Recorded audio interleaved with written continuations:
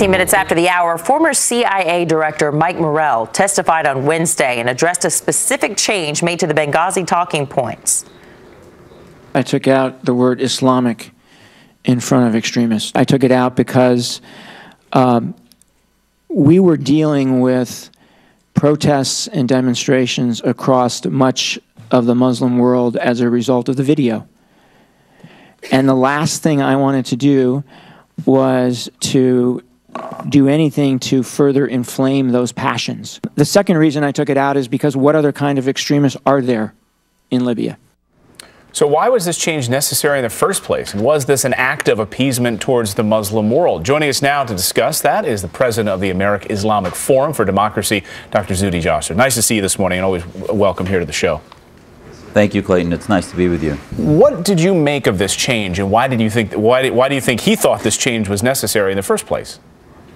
Well, Clayton, you know, it's amazing to me. I think he has the wrong talking points, or he takes us for fools, because the whole concept of appeasement for the Muslim Brotherhood groups in the West is to try to disengage Islam from the militancy. But remember, those groups over there, he's talking about not raising the passions of the radicals. Well, they embrace being attached to Islam. They embrace their black flags of Al-Qaeda that use our scripture. And in fact, moderate Muslims like ourselves, when we counter Al-Qaeda, I've been threatened with death threats from Al-Qaeda when I tell them they're not Islam and their extremism is actually nothing to do with the Quran. They embrace that connection. So the rationale he's using, I think, is just demonstrative of the fact that he has the wrong talking points, and he thinks that we really aren't going to put two and two together, that he's just using a political formula instead of a strategic one. And I want to remind you of one thing. The CIA has a website called the Strategic Analysis Center for the Study of Political Islam. So either he forgot what's on his own webpage, or he's just sort of seeing what sticks. Dr. Jasser, I mean, do you think this shows some sort of incompetence and not even understanding the region, or a specific divergence from the truth?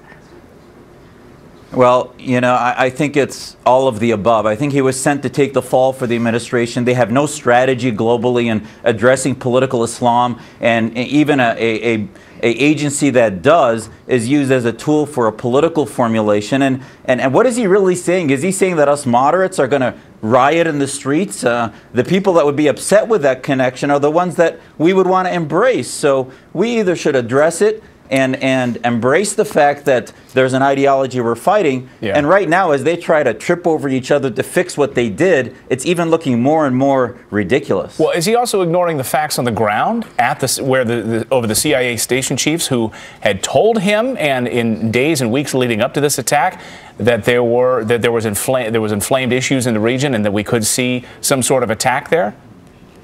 They really are ignoring the reality. I mean, not only on the ground in Libya, but all over the world, that he thought he was making a risk judgment not to use that term, when at the end of the day, that's what we're dealing with. We have to identify what the enemy is and then embrace those within the House of Islam that are our allies. And if we continue to ignore it, we're going to look like fools with no strategy. And I think the American people are starting to see this. This actually reminds me of the notorious testimony of James Clapper when he said the Muslim Brotherhood was a secular organization, and later he had to take that back too. Right. And we've got to wrap things up, but very quickly, are we any closer to finding out the truth following this hearing? No, he didn't proffer any solutions or anything new. He simply, I think, was sent to take the fall. And unfortunately, a strategy for countering the Islamic radicalism, the Islamism, and embracing moderates isn't coming out of this at all. Thanks. Dr. Zuhdi Jasser, always great to see you. Thanks, Doc.